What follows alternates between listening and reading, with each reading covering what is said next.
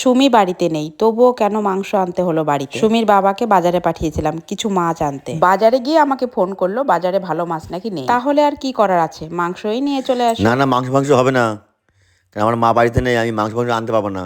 মাংস ছাড়া তুমি অন্য কিছু বলো, তাই নিয়ে যাবো। তুমি জানো না আমার মা বাড়ি না থাকলে পারে ভালো মন্দ রান্না আমার বাড়িতে হয় না।